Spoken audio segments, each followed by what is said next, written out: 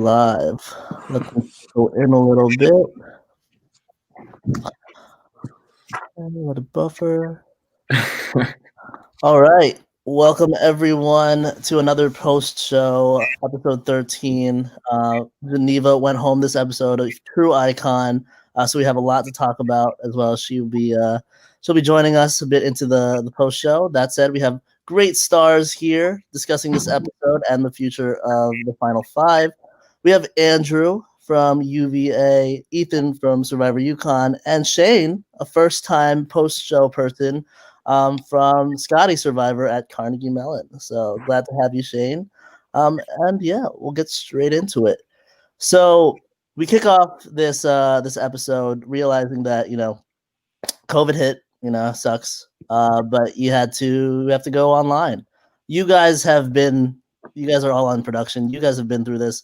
How difficult do you think it was for the players as well as production, just transitioning everything online, especially when COVID hit? Hard. It was something we were thinking about for like weeks, but no one really knew that it would be shut down to the scale that it has been. Clearly, we're now almost a year into COVID world. So it's a lot. It was a huge like adjustment right off the bat to put everything in, and we had players like upset. One person we had to like be like, please stick with it, because it's a completely different experience. But I think we found a way to make it great, and it looks like you guys did too. To have it still be a lot of fun and a really good like Survivor product as well. Mm-hmm. Yeah, I think that. Oh, sorry, Andrew. And you go for it, buddy.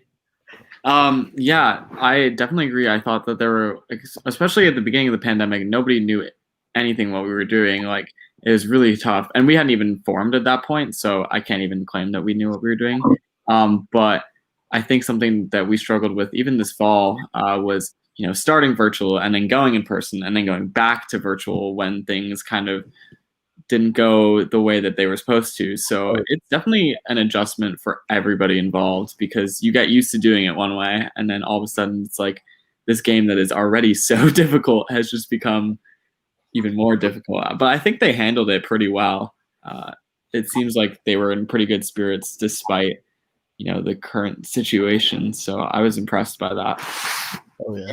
I think the worst part from a production point of view is once you make that transition from being an in-person game to an online game, is you start to see players that might have been playing really hard in person start to slack off online, right? Because you care a little bit less about it. It's not as intense. It's not as high action, high octane energy. So I didn't really get that sense that anyone in the final six here was like, pumping the brakes once they went to online. But you never know what they might be thinking behind the scenes. Like, oh, is it really worth it now to spend time meeting up with people if it's just an online game? So I'm glad I didn't get that sense with this episode, but I guess we'll see if any of the final five fall into that trap. Hopefully not. Oh yeah. Personally, when we moved, we hated when we had to move because it was also during spring break. So we were kind of like, shit, we have to wait a week and then we have to find out if we're going back or not. I just felt so bad for like Derek and Geneva, who were like, this was their last semesters and shit like that. And also for the freshmen, because this is like their first time ever being on campus, and having it getting ruined and cut short like this is just terrible. But I can safely attest that everyone was a good sport, and the season finished out perfectly fine, and it was great. So moving forward, we get some confessionals from some people that were hurt by the move, but we start off with a Jackbox challenge. 3 rounds of fibbage, testing people's lying acumen, if they can lie. That was my whole thing with it. And then 1 round of murder house party, mystery party, whatever it's called. What do you guys think of this challenge, and do you think the content showed? Luke, I love how you were a participant in that final round. That was clutch of you. You were pushing him to the edge. Oh, I should have told Mike I'm making to the final round. Fuck that. Yeah, no kidding. But I thought it was I think the Jackbox games are a great like mediator, like challenge for an online season. They're always fun, and You get a wide breadth of like funny answers. We did the same thing with our spring semester using Jackbox quite a bit. So yeah, I thought it was very enjoyable to watch and a lot of funny answers all around. Answers that people might not say like in person or like on campus. So yeah, great game there. I loved Fibbage. Yeah. Also, like you think about Survivor and you bring in a game like Fibbage, and Survivor is like kind of all about lying, and that's perfect because you still see who can lie. I really thought Summer was gonna pull it out there, but tough break for her. But I mean, it didn't matter, but still. True. Yeah, I thought the games we never went to Jackbox. It came up, but we tried to come up with original things for all of our challenges. But I think the ones you picked of like the Jackbox library were the really good ones for this because it's not like the drawing ones where it's judgment based. You found things where people could like flex their creative muscles a little bit, so you get to be funny or you get to be smart or clever. And I thought that's a good like still Survivor challenge out of all of these. So I liked what you were able to put together with it, and it was still fun to watch. They came up with funny answers to shit, so that was good. Oh yeah, I loved it when Summer misspelled emoji and totally. Yeah, that was good. But speaking of Summer, that was such a good word. So she loses the challenge. She makes it to the final round, and all hope is lost for Summer. At this point, she's like, I think it's probably going to be me. It's inevitable. She's about to cry, and literally after this challenge, she texted me like paragraphs saying, "Oh my god, I'm just stuck." How did you guys feel for Summer during this entire thing? Yeah, I did. I like Summer a lot. I was high on Summer early. I think I had her as like my second favorite when I came on the first live show I did, but I don't know. The people that are left in the game, I'd like to see Summer win the most. I think she's the least likely to win left. I do feel for her. I'm glad she survived a round, not necessarily at Geneva's expense. I'm glad she survived another round. But I do feel for Summer. I feel like her back is against the wall, and unless she does pull off some immunities, I think she's still gonna get cut before the end and not get to do anything that she wants to. Do you think she has a chance of pulling off the immunity run? I wouldn't count her out, especially because it's now online. It's a different skill set of challenges. So Austin and Mike can't just outrun people anymore. I think it definitely changes who's good at like what challenges depending on what you can come up with. So there's a chance. I wouldn't count her out in that. I just think the other four are smart enough to know not to let her get to the end, as they've talked about. Yeah, it's gonna take a lot for her to get to the end because you basically have to have a perfect challenge record in challenges that have like never really been done in like the college Survivor community, at least. So like it's not something that they'd be like expecting or used to per se. Yeah, I mean, I felt for Summer here too. Like even though I wasn't like a huge fan of that alliance per se, I mean they're fun to root against. Just to be honest, I like them all as players, but they're fun to root against just because you want the underdogs to, and now she's the underdog, so it kind of the script has flipped in her favor. I'd say the one thing I was surprised about, at least in the editing, it came across like Summer was just kind of done and like waiting for things to come to her, whereas I kind of figured she'd be like a little bit more present, trying to make things happen in the conversations, trying to push things. I mean, you saw it with the way things went down, like she was still kind of out of the loop. But yeah, I was just surprised to not see, like if my back was against the wall like that against a 5-person alliance, I'd be like fighting to the death basically. So I was just surprised by that, but I wouldn't count her out yet.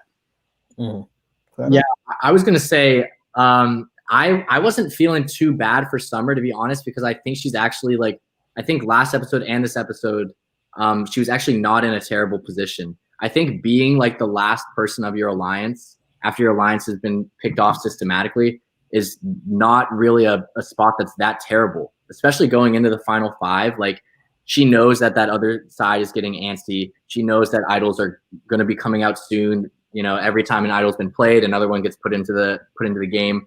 So, she doesn't really have much power. She kind of has to wait till the people come to her, which is exactly what happened. But, I didn't think I was not too fearful of Summer, to be quite honest. I thought the collapse of the Zeleny originals was on its way, was coming up soon, and sure enough, it happened. I guess they still took out an original Maroon 9.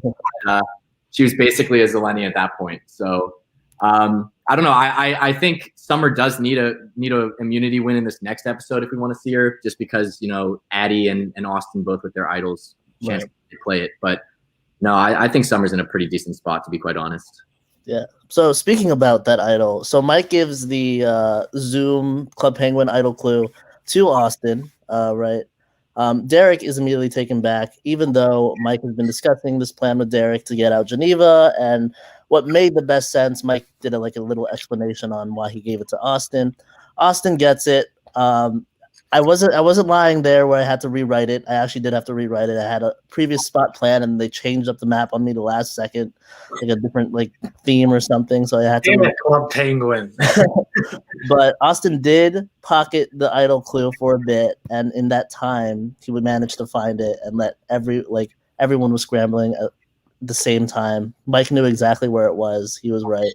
That being said, what was your guys' reaction to one, the Club Penguin search? And two, just Derek reacting to Mike, why did you give it to Austin? Austin might have an idol now.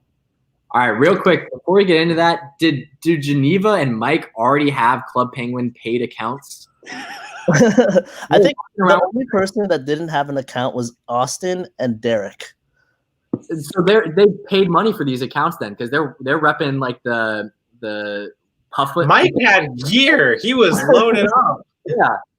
I think I made them aware of the Club Penguin stick, the beginning of spring break. So who knows? Maybe they bought a membership in the time. Yeah, I thought it was dumb. Mike took 2 weeks notice. He was ready. No kidding. I thought it was dumb though that Mike and Geneva were friends. I feel like that would be on Club Penguin. I think that'd be a kind of a dumb thing to do, especially if you can just teleport to someone's location. I'm not quite sure what they were thinking there. But I think I hadn't realized that Austin had been given the clue 10, 15 minutes beforehand. My penguin was dripping. True, Mike. But yeah, I mean, Mike obviously has done his Club Penguin research. He knew where it was going to be. Austin just got to it first. So props to Austin for showing up with the naked penguin. Michael couldn't get to it in time.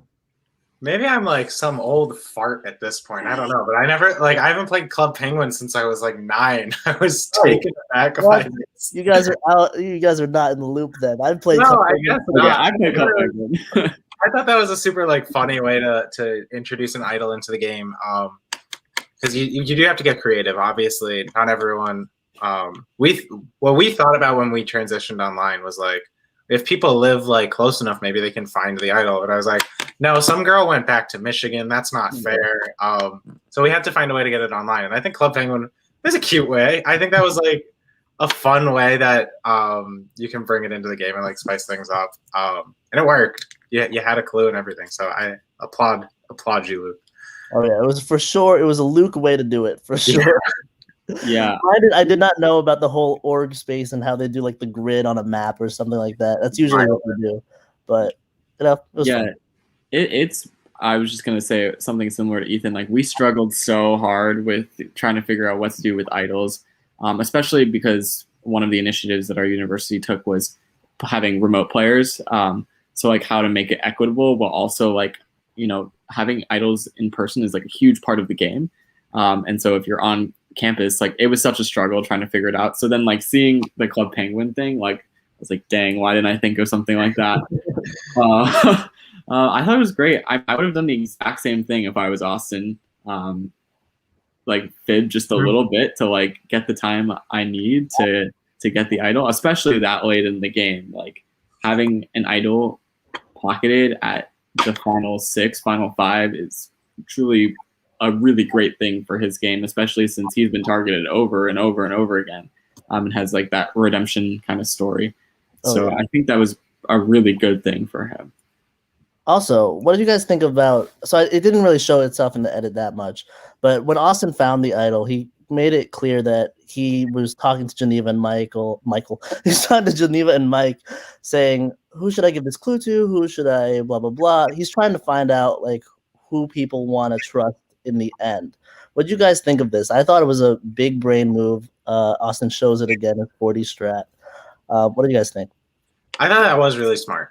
Any way you can get information from someone without like showing your cards is a good thing. So I thought that was a good like a little litmus test, see where people were thinking about each different situation. Like, ooh, do I like that group of 3 or not, or blah blah blah blah blah. Without him walking up to someone and being like, Geneva, what do you think of this group? Is this someone you would want?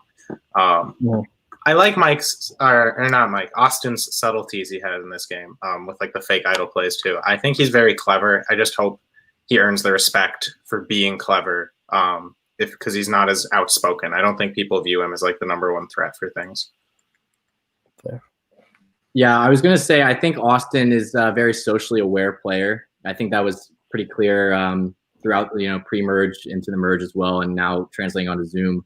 I agree with you, Ethan. I do think that the problem with Austin is that he is a little more subtle in his play style. And so players like Mike or even Derek at this point, who have been a little more out front and proud about their game, are now going to overshadow him.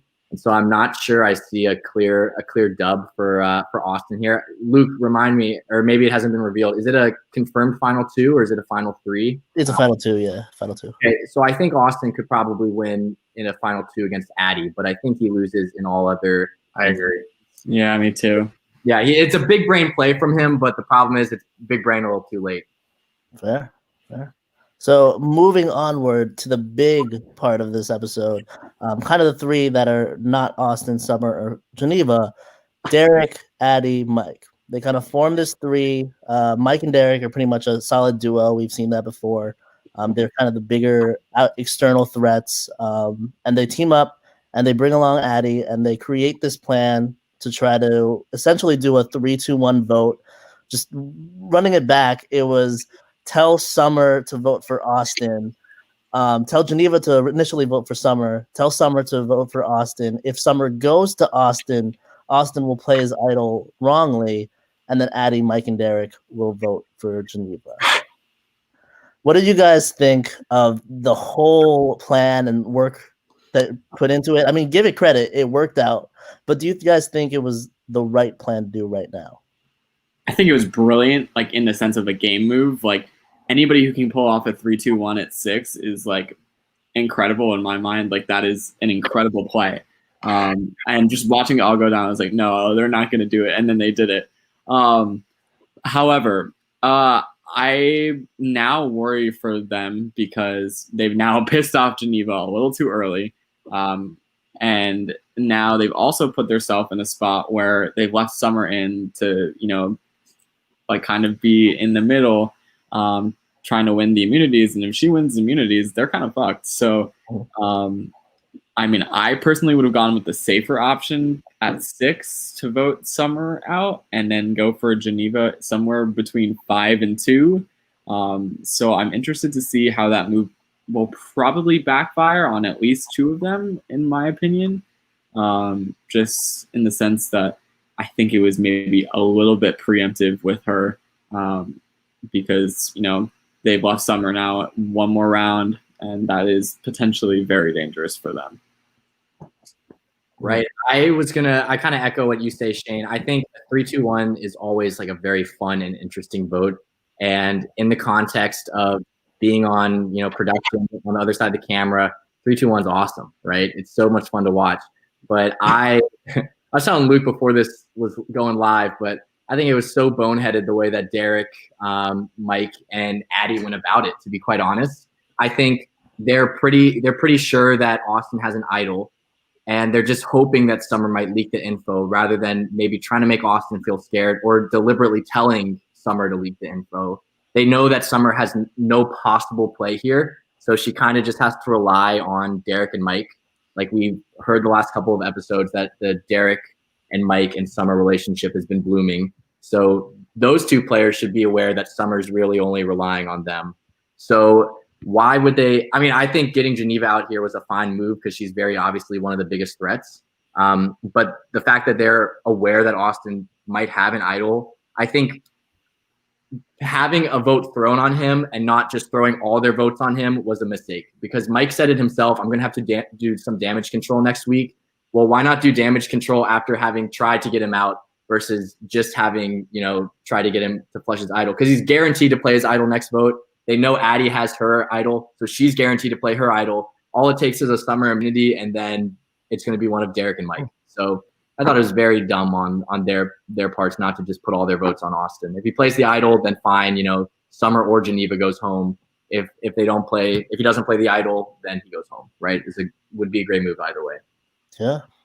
I think there were a lot of great ideas. I think it wasn't great execution. Geneva going home, I think, was probably the best thing for all 5 of the other people, because as much like flack as Geneva caught, I think if she gets to the end, she does explain her game well and she wins. I think she beats everyone. She would have gone to 15 tribal councils. She only got like throwaway votes at her. She found 3 idols. Then damn, how do you not reward that person? So I think voting out Geneva was a good thing for the people still in the game. I think Mike and Derek putting themselves in this situation was awful. I think Summer didn't really gain anything from this. I think Austin keeping his idol is the biggest takeaway from this whole thing. The fact that they couldn't get him to flush it, and now he's guaranteed Final Four, is like the biggest moment of this whole vote, in my opinion, because otherwise I thought Derek, Mike, and Summer very easily could have taken this game over. Or Derek, Mike, and Addie, which they tried to do, could have very easily taken this game over. But some misexecutions, and now Derek and Mike are in trouble. And I don't know. It feels like they fumbled. They hit a single on what could have been a home run, and they may get thrown out. That's where I'm at. Yeah. Are we saying here that despite Austin not being in the vote and not really doing much, And it helped him more. he is the one who propelled based on someone else's move? I think so. In my eyes, yes. I think Austin walks away in a better situation, at least at Final 5, than we'll see Derek and Mike at, and Summer. At Final 4, it may be harder for Austin depending on who gets there, but I think Austin gained the most from this vote, yes. Yeah, especially if Austin, if Summer wins immunity, then Austin kind of holds the power, because Addie was going to play her idol regardless, but now that he has the idol, the one they just put back in the game, he just has the cards to do whatever the fuck he wants, considering they all just tried to screw him over. So not great. They can even be mad at him for whatever he does. It's just sorry, I tried to get rid of you and you're still here. They can't be mad at him. So Thomas actually brings up a really good point here. So since Austin was left out of the vote, who knows what Austin thinks now, right? So if Austin realizes those 3 are together, he could use his idol to save Summer instead of going Final 4 with the trio. And theoretically, if he wins immunity, uses his idol on Summer, bada bing, bada boom, Derek and Mike. So maybe Austin benefits from that. Wow. Yeah, he benefits, but it's still risky bringing Summer along. It's risky either way. You have a trio, or you have Summer who's gonna win the game if she gets to the end. So it's not a great spot to be in, considering that you have a very solid trio and then Summer, but it could be worse. And the fact that he keeps benefiting from the bad kind of gameplay there kind of makes his paths and options a lot more open, whereas other people have much more narrow paths to figure out, in my opinion at least. Mm-hmm. Yeah, and I think if it was Mike in this situation, I do think that doing what Thomas says here is the best move, where Thomas said if Austin realizes those 3 are together, he could use the idol instead of going Final 4 with the trio. But I'm worried about Austin's perspective on the game. A few episodes ago, he was talking about how he would be fine being the first Zeleny eliminated if it meant that all of Maroon 9 went before him, right? Because he just had this disdain for Maroon 9. So, I'm worried that Austin would not make this move to save Summer, even if he knew that, Derek, Mike, and Addie were a type 3, because he doesn't want to save the bad guy, because he views, Maroon 9 as the bad guys. So I'm not sure Austin is going to do any move to save Summer, but now he's in this position where, like you guys were saying, he doesn't owe them, his former Zeleny members, any favors. Like, he can make a move and it can be like, hey, you guys tried to screw me, you know, I'm going to be able to screw you guys here now and you can't get mad at me, right? So it's an interesting situation. I don't think Austin's going to take advantage of it, to be honest. I think he'll just play his idol for himself. If he wins immunity, you know, maybe he plays his idol for like Mike or Derek, depending on who he's closer with. But I don't know. I don't see it. I think that's much more likely. If Austin wins immunity, he probably plays it on Mike or Derek to try and like curry favor and make them be like, yeah, I'll bring you to the end instead of the other people, which they won't. I I think Austin's best bet would be to go with Summer, but I don't know that he will. I don't know. I had been telling all of the Maroon 5 people that were left, like, jump ship the entire time, and none of them did. So then eventually Addie, Mike, and Derek have, I wrote this down, they kicked other people off the ship and kept it to themselves. Summer, I feel like Summer's swimming without a life ring, and I hope Austin can make something of it, but I don't know that he will. I think I can see who the final 3 are. I kind of wonder how the rest of the people perceive Austin as an end game threat, since his game has been much more kind of behind the scenes, and he has been doing things, like, let's make no mistake there, but it's been a lot more reserved than the rest of these people who are very loud with their intentions. So, I mean, I also wouldn't count him out if he gets to the end too, because, you know, he might be able to just relay his game. He is decent at talking about his game and what he's been doing. So, I mean, I wouldn't necessarily say he's out of it too, like, if he makes it to the end. So I'm curious to see, like, how other people view him as, like, a jury threat. Because if they don't see him as that, which, and from my limited perspective on what I've seen of them thinking about him, they don't see him as that. So could use, in every situation, Austin just benefits. Yeah, real quick, I wanted to jump in and also say, Shane, you make a good point, because I think I noticed it during Tribal Council, but I'm not sure Mike and Derek will be able to articulate their games properly if they're in the end. Like, they both seemed like in their Tribal Council answers through Zoom that they were a little flustered and had trouble, like, articulating what they wanted to say. Whereas I feel like Austin, Addie, Geneva, I'm not sure about Summer, but those 3 were, I just feel like they were fantastic speakers in general. Not sure where Summer is on, like, how well spoken she is, but yeah, Mike and Derek seemed a little bit flustered at Tribal Council, so I'm not sure they would be the best at FTC, especially when you have the bitter Maroon 9 jurors that would want any excuse not to vote for probably the figurehead of a Zeleny tribe.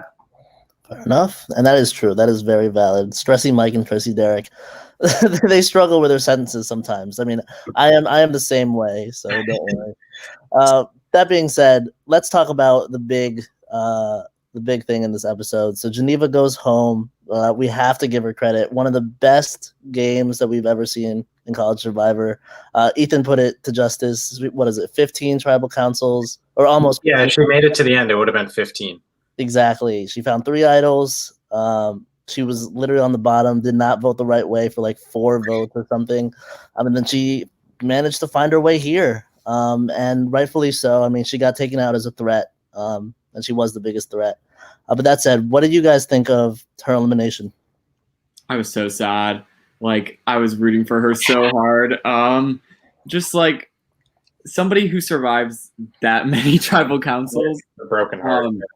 it's just, she's a legend. Also, I just like to point out that Geneva easily had the best, like, speaking abilities in the entire group. Like, could have argued her way through anything. You see it at the vote where Meg goes home, like, way back when. Like, I don't know how she survived that one the way that she did with that deal with Erica, or like any of the things. Like, just her game was so, it was also out in the open, and for so long people didn't target her. Like, I don't know how she pulled it off, finding 3 idols. Like, she still was running this game the entire time, and despite her never flipping, they still always went to her. Just like a true legend. Wish that she got to the end, because she really deserved it, honestly. Yeah, I think she played the best game to this point. definitely had the best story to tell and was definitely the best storyteller of the cast as well. So that all pointed towards a Geneva W, which obviously meant once I picked her, she couldn't win. But I think I've seen Geneva's game translate beyond this as well. Like, she's done well in everything she's played since this. She's clearly got the skills. And I think the Maroon 9 people who were bitter and like voted for her and said she was on the bottom, they were, from their perspective, she was on the bottom and they didn't target her. So they were more mad that they just hadn't voted for her yet. Like, I don't think they actually didn't think Geneva was deserving. They were just like, damn it, why didn't we get rid of her sooner? So I think Geneva deserves all the praise you can heap on her. I don't know what more she could have done in that situation. I feel like a lot of things just went against her. Could have been quicker on the Club Penguin sticks, I guess, and found the idol. But I think she played great, and 6th place is a great place for people who play well.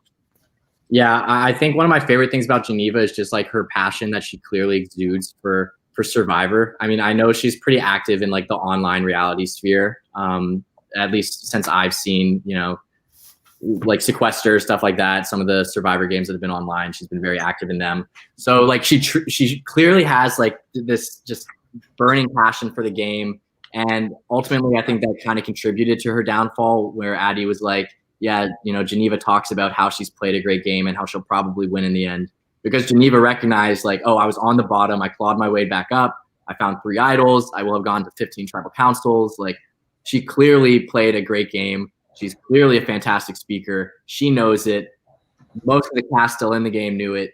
So it was a bummer that she left here. But Ethan, I echo what you say. 6th place is a good place to go out. We have a couple of UVA legends that drop at 6. So it's a good spot. Maybe that's a universal truth. And 6th has some heroes in it, and that's when I'm going to call myself that. But at the beginning, I said Hannah's going to finish 15th or 6th, because 15th for people who blow up too soon, and 6th is for the legends. So yeah. Geneva's a legend. She earned it. And speaking of the legend, it is now time. We have Geneva in the chat, so let's let her in.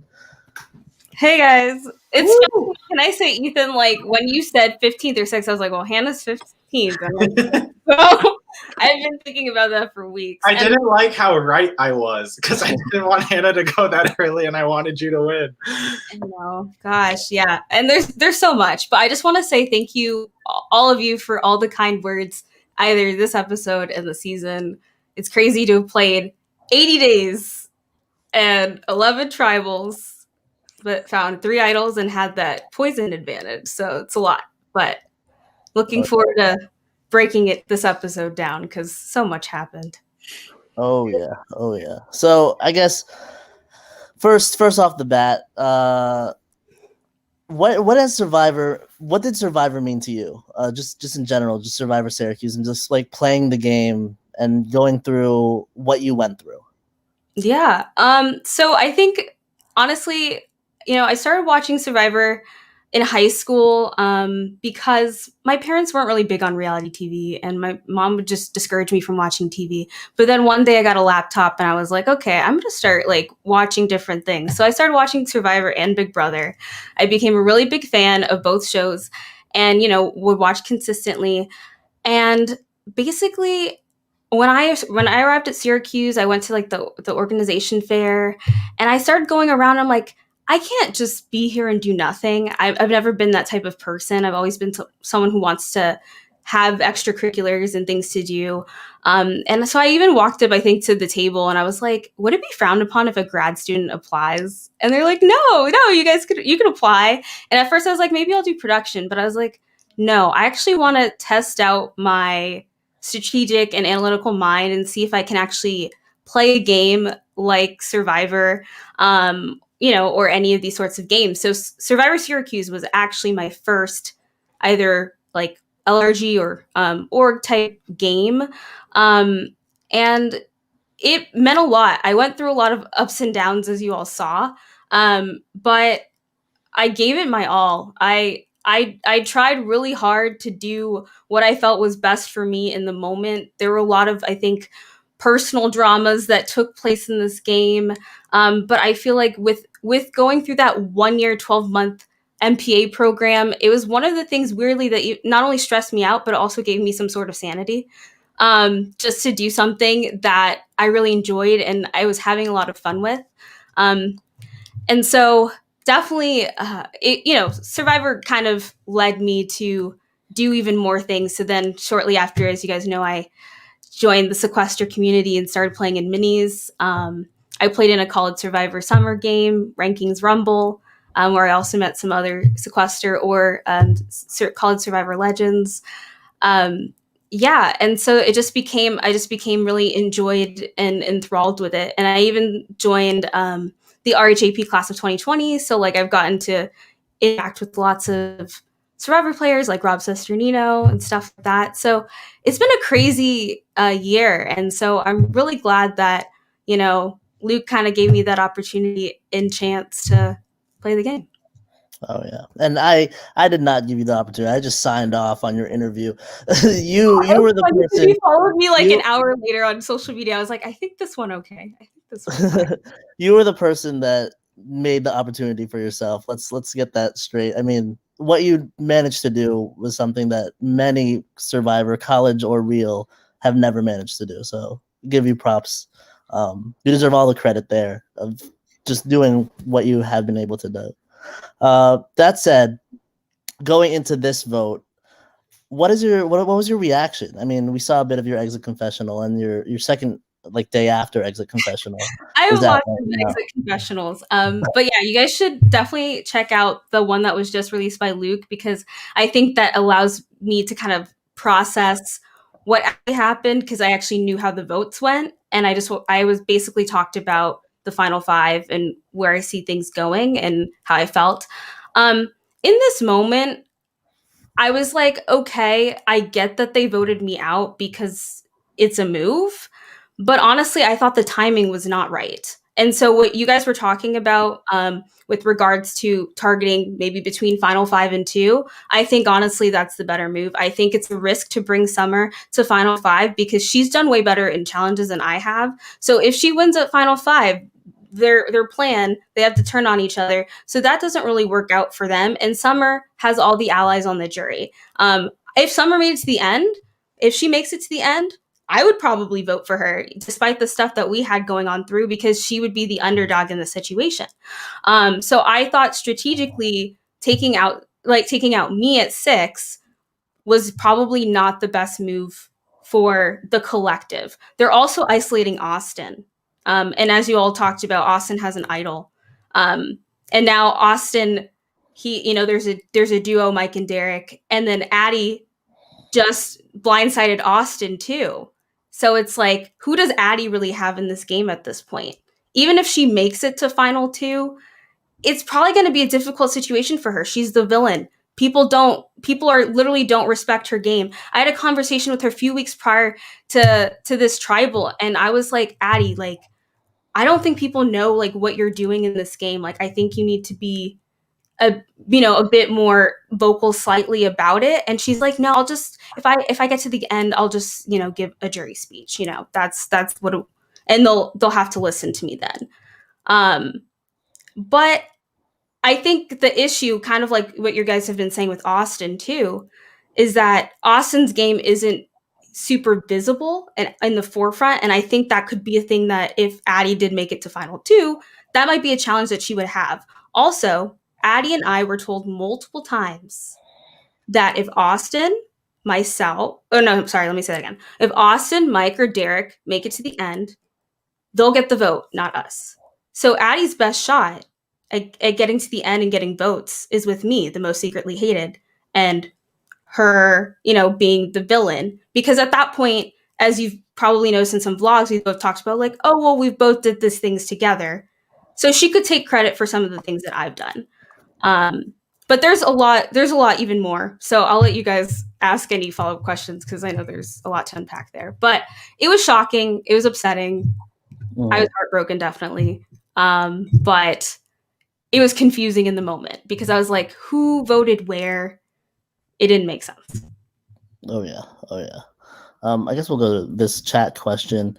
So if we were enriched with you moving forward, what would be your plan with the five if Summer were to be voted out?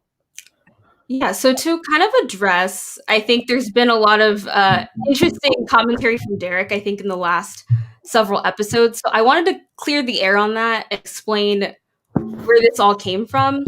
So actually, for the 4-person Vicavora tribal with me, Megan, Mitch, and Erica, Derek randomly in the middle of the week called Mitch on the phone, was like, "Hey, I will give you an idol clue in exchange for voting Geneva out." When he was like nowhere near involved in the, on a tribe in the game, we hadn't really interacted. And then after that tribal where Megan went home, Mitchell tells me, "Hey Geneva, Derek told me to vote you out, but of course I wasn't going to do that because we're allies." So that's where I started to have serious mistrust for Derek. Because the only people at this point of the game that I fully trusted were Mike and Addie.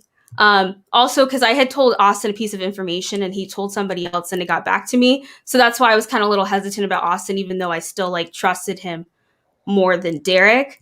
The week where we did the vote for Andrew, in order to establish trust with Mike, I was trying to tell him, "Hey, obviously I'm sticking to the 5. That's the thing I want. The 2 people that I trust most in this game are you and Addie because you guys haven't done anything to me." And because, he was paranoid on me flipping or not voting with him, we were talking about, what would happen at 5? He's like, "Well, who would you target?" And so I was like, "Well, I've heard that Derek apparently has the best case, at the end of the game. So I'd probably want him out of the game." Because everyone's saying, and if you guys have seen the exit confessionals, they're all like, "Well, all the love on the jury's for Derek and nobody else." So there was this thread that Derek is the biggest threat and that Derek's going to win. So for my game, probably I would have targeted Derek just because of that. So I think in essence, it does make sense that Derek voted me out. But I also think that some of the things that he said I weren't necessarily fully accurate. I was not mad when he won the final 7 challenge. I was literally yelling at him to beat Erica and to focus and not pay attention to her. And in my confessional post challenge, I literally said, I'm happy that Derek won. And if I wanted him out, I wouldn't have played the idol on him at Final 9. So, and I never said a confessional where I was coming for Derek. So it's sure, I distrusted him and I didn't have this huge trust in him. But ultimately, that's probably what I've targeted because I had the least trust in Derek. Fair enough. All right. So I guess not a personal question, but a question that I want to ask you because you're so smart. What do you think do you think College Survivor, because I don't know how to frame this. I can't even talk. What am I going at? So College Survivor, of course, is very different from the real Survivor. Personally, I think College Survivor, we're dealing with college students, especially younger minds, where a lot of things is vibes and personas and likability and stuff like that. How much do you think that affected the chance for you, if that makes any sense? I would say that one thing that I think I might have said in my initial interview with you, Luke, or maybe preseason interview, is that social strategy, social awareness, and jury management are very, very important in this game. And so I think that one thing that I did is, although I did turn on people in this game, it was because most of them had turned on me first. So that's also one thing to keep in mind. But I never really went to personal attacks or didn't say anything super negative about people. So that's one thing I was kind of hoping for, that if I were to make it to the end, people would respect me for my gameplay. Now, I think, though, getting most secretly hated in the superlatives, I started thinking, well, and people saying I talk too much, which I'm probably doing in this format here. But, I guess that came to a point where it's maybe this might be a disadvantage for me in terms of how people perceive me. So I think that could have potentially been a negative if I made it to the end based on how certain votes went. But I was pretty open and adaptable, and really it was just certain things that caused me to change my mind or turn. So like at that vote, honestly, I felt disrespected to be told to be threatened for 6 jury votes. Like I get some people are like, well, that's a game move. But after, I don't understand why I have to show trust when people burned me first. So I felt kind of really just not appreciated in that moment. Not that I didn't be appreciated, but more like, I don't know. I just felt that I was not being respected as a game player. And I think a couple times too, people would say, "Oh, well, Geneva, like she's on the bottom or whatever in vlogs, or yeah, Geneva, like if she made it to the end, she wouldn't win." So things like that. So I feel like in some instances, people just kind of pushed me to the side and discounted me. So I'm not really sure. I don't know if I really answered your question, but That's perfect. That was perfect. okay. Do you guys have any questions? Yeah, I have one. So you said that a lot of people would tell you and Addie that you were the only two, like if you were against the others, that like you wouldn't win. So what do you think went wrong with her then, where she felt like you were her biggest threat? I'm curious, since from the perception, it seemed like you guys were really close.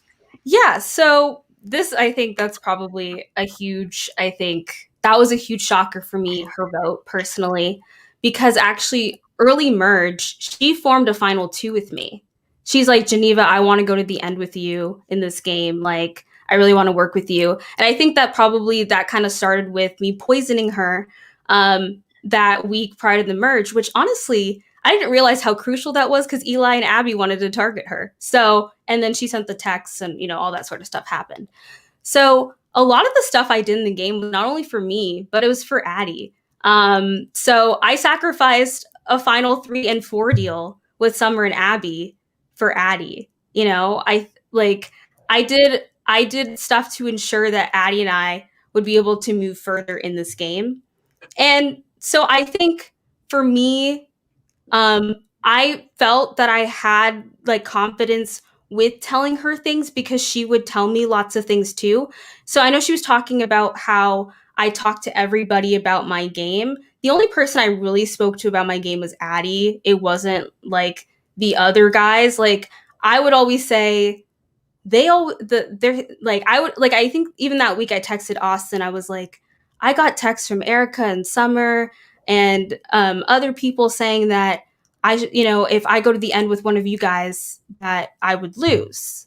So, so I never necessarily had this perception that I was going to automatically win. Like even in a lot of my confessionals, I would say that I played a strong game. I didn't necessarily say I played the best game. I was just saying that like I fought hardest to get here because I went through all those tribals. But yeah, Addie and I hung out a lot outside the game. She would guest me into the dining hall. We went idol hunting a lot. We went to events and things together. And I think the one challenging thing was that she did tell me kind of like like how meaningful it would be for us to be at final 2 and the gravity of that. So for her to not stick to that, and then tell me that I never agreed to a final 2 with her, like shortly after she voted me out, and then was saying that people were worried about me because I was feeling confident about the game. It kind of felt like it really went beyond game for me. There was a lot of complexities there because I think the way she went about it, I don't think really was the best thing. And strategically, I think that from how the game is looking and how people perceive her and perceived me, it probably wouldn't have been good for her to take me out at 6. At least this is my opinion then in that moment when I was voted out, and this is my opinion now because now Austin isn't really going to trust her. Summer's not working with her at all, and Mike and Derek are a pair. So even if she makes it to the end, the social awareness, that jury management is key.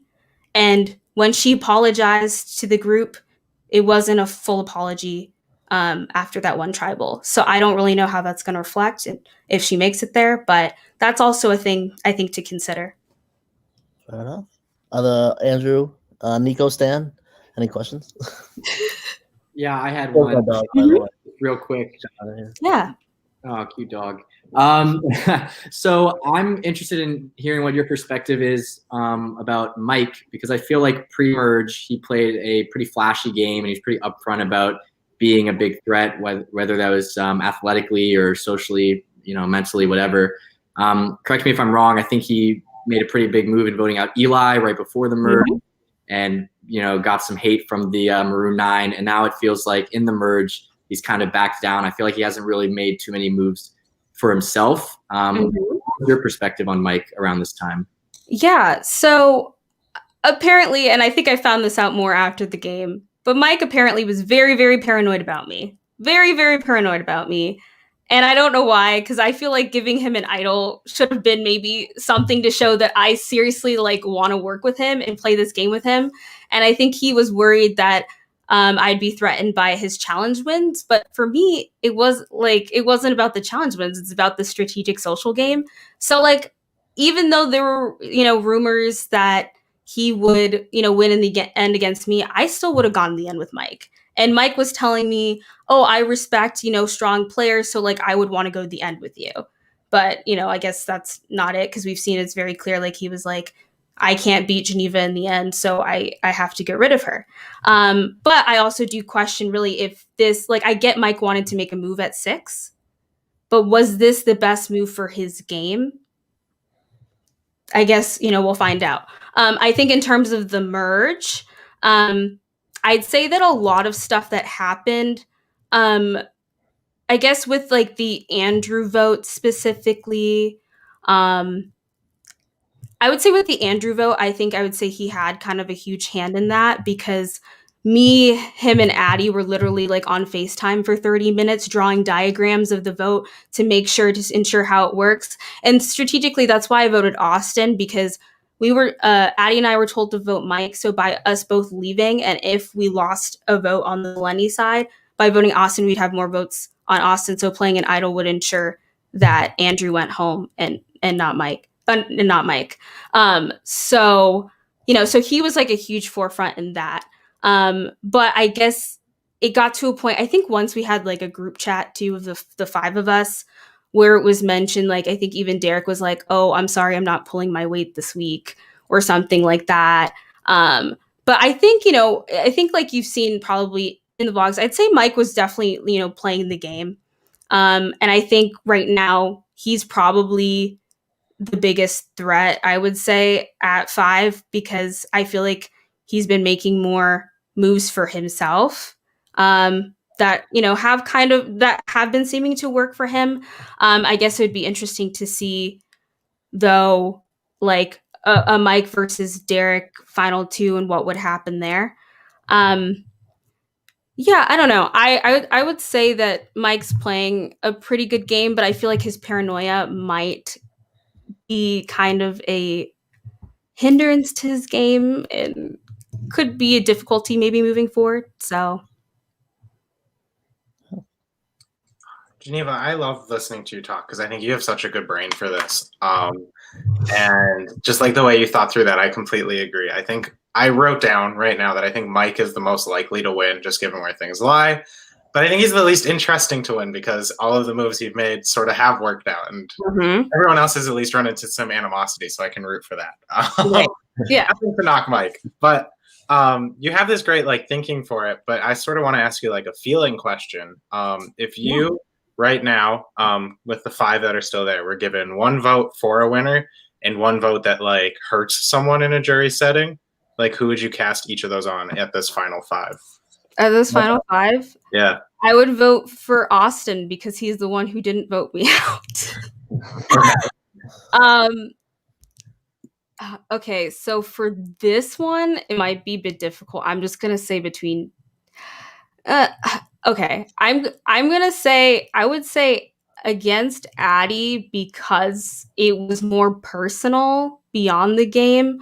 Because Derek, it's well, he knew that I didn't trust him, so what can you do there?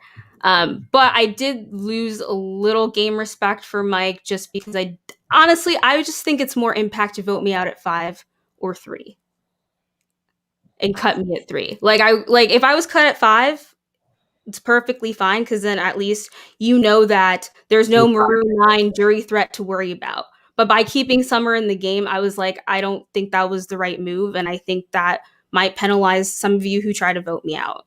So that's kind of where my thoughts were at that point. But yeah, I was kind of like, I kind of mentioned it too in my extra bonus footage from after I processed what happened.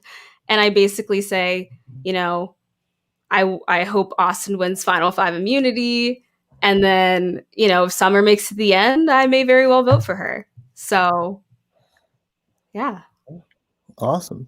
We have a question in the chat from Thomas again. If you were able to play another season, picture this actually like a in person, not an org, like a college kind of season. What would you do differently, if anything? Well, I would probably worry less about people's emotions, I guess.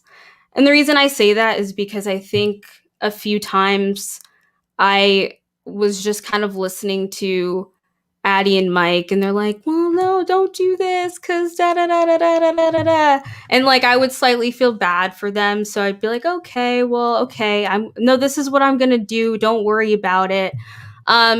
So in some ways, like I think the social connection is important and being able to empathize with people, but I think that also with my game decisions, I also need to try to take out not necessarily my emotions because I don't really feel like I had like too much like I had some, but like not. I was probably thinking more of what strategically made the most sense, but trying to take out worrying about other people's emotions because I think that's what I did a little bit of, and I guess I would just play a little bit. I mean, quieter, but I don't know. I knew that it would be really also kind of hard for me to win considering I was a grad student. I don't know. I clearly had this whole story. So I was just like, I guess I'm gonna go crazy at the merge, and that's kind of what I did. And I wanted to redeem myself after all those unfortunate pre-merge tribals. But I think part of the reason why half of those didn't go for me really were because of loyalty. It wasn't necessarily because I couldn't have thought of whatever that move was, but I wanted to stay loyal to the people that I wanted to stay loyal to. Like the vote where Mitchell went home, like I knew there was a huge chance Jack gave Erica an idol, but I was just like, I'm gonna pray and hope that I stay, and I did, and thanks Erica for that because she said that she told me afterwards like she respected my game, so she really wanted to see me go further. So, but Mitch had the best. I'm just kidding. you know what, Luke? This is my one chance. Okay, I'm kidding. Yeah. But no, Geneva. Does anyone else have any questions? Any questions or any questions about pre-merge? I don't know. Do you want to say anything, Geneva? Let me think. I don't know.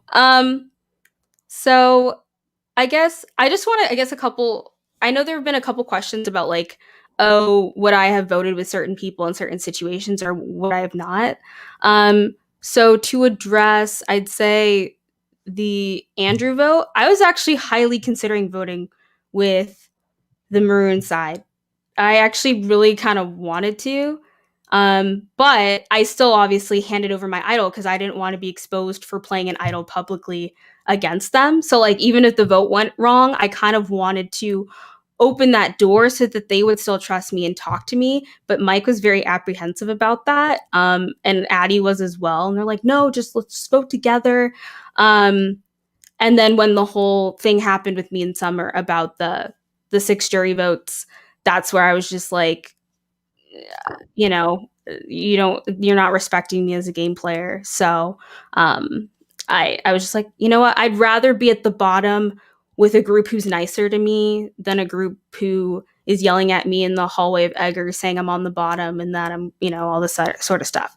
And that whole scene was something. I know you guys didn't see the actual scene, but you saw the aftermath of that. And then with Erica, in terms of the game, so like the first vote where Hannah went home, I intentionally didn't vote Erica, even though I was told to vote Erica because I wanted to work with Erica. But Erica lied the entire week to me. So I didn't, I couldn't really trust her. And then I did want to turn a new leaf with Erica. But then Jack told me and some other people told me she went idol hunting. And then she told me she didn't. So I'm like, if she's lying about something like simple as this, then I can't really trust her fully. So that's why I took the risk. I was like, well, hopefully I don't get voted out. But I spent time talking to her prior to that tribal, like in person. So I think that's really also what helped me stay over Mitch. Yeah. Well, you should open up a like a Peridium channel. I feel like you'd be really good at it. Thank you, Luke. Thank you. I really do.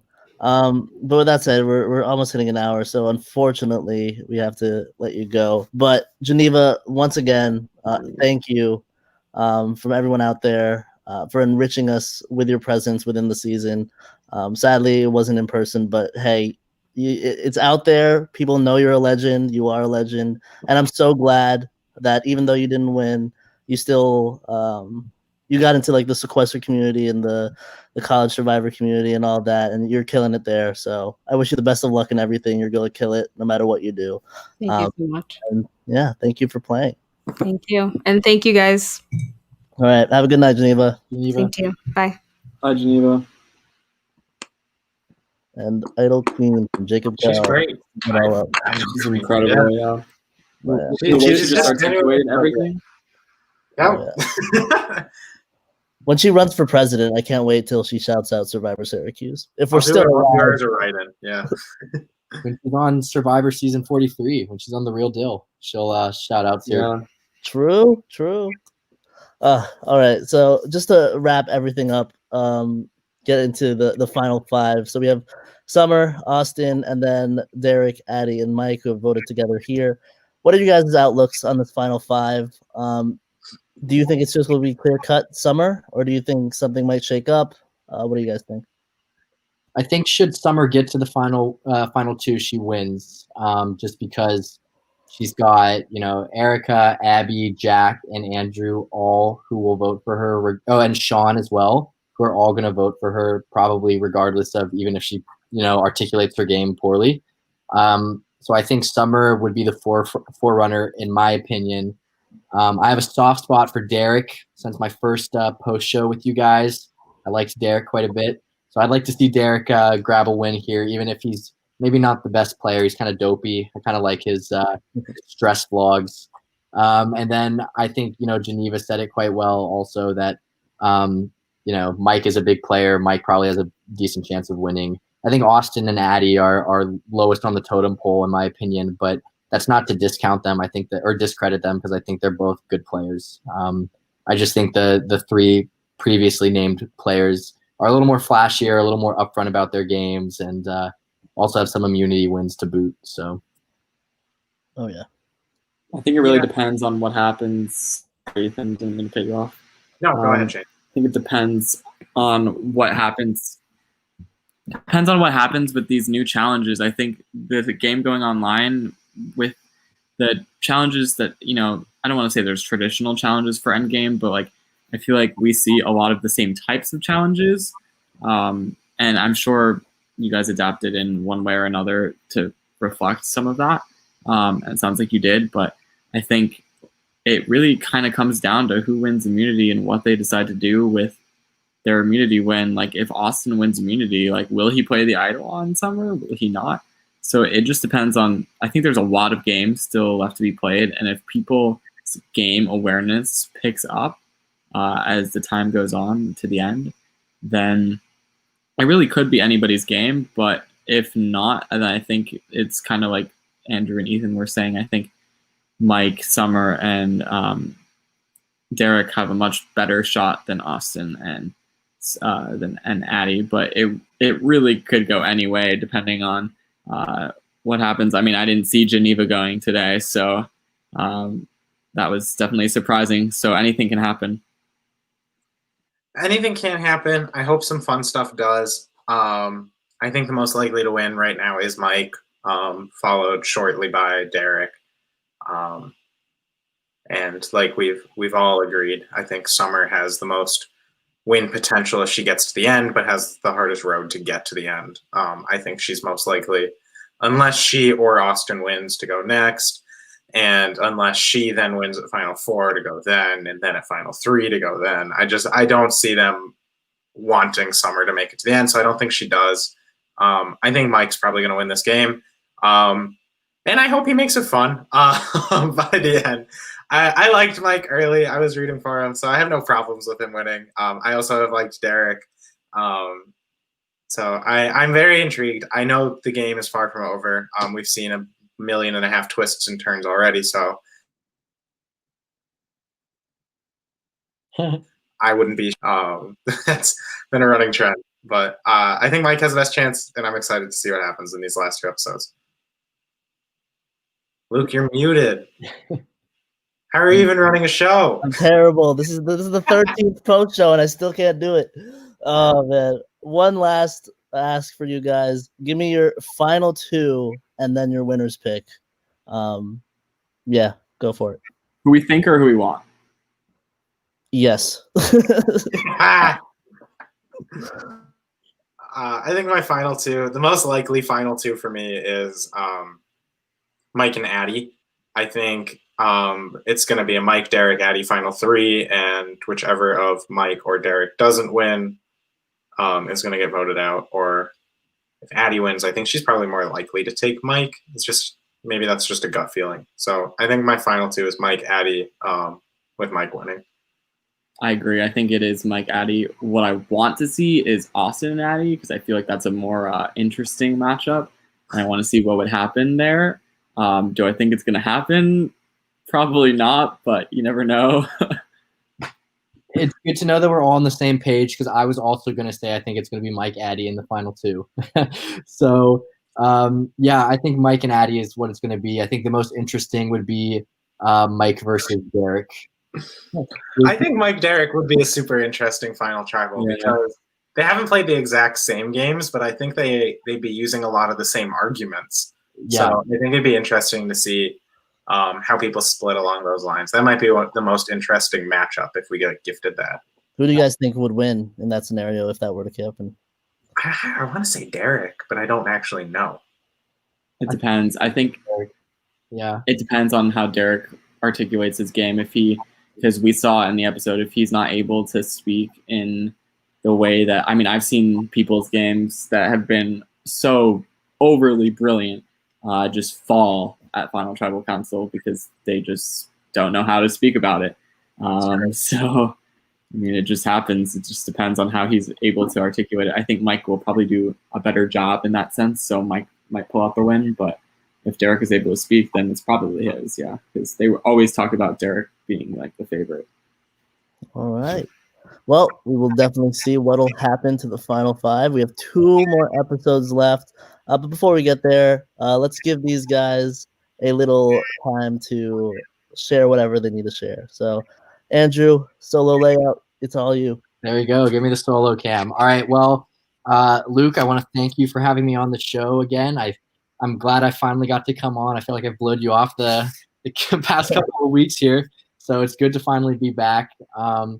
For those of you watching, if you're interested in, watching some more Survivor at UVA finished our 4th season. It's fully uploaded on YouTube. We finished uploading, I guess, maybe 2.5, 3 weeks ago. So season's done. It was a great season, fun to watch. So I would recommend checking it out. If not, no worries. UVA probably won't release anything for a while. So, check out some other shows as well. That's all I got.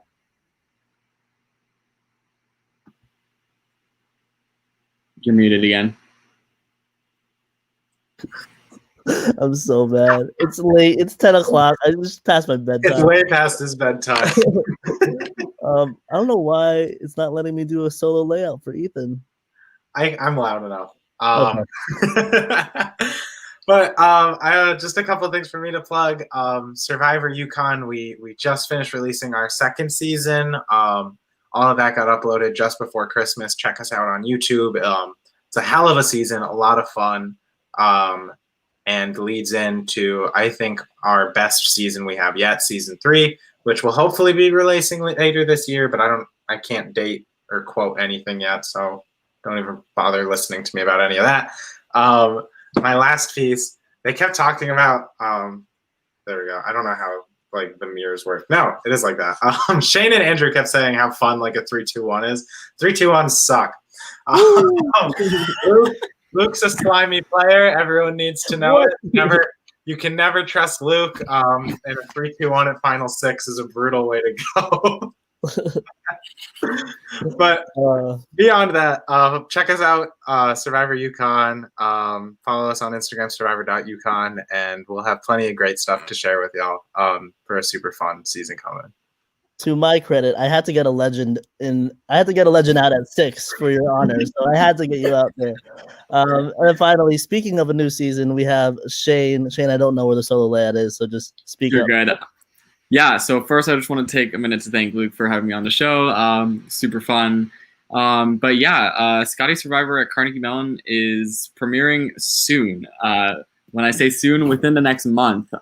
So an exact date I don't want to give because things change. But within the next month, we're working on getting it out.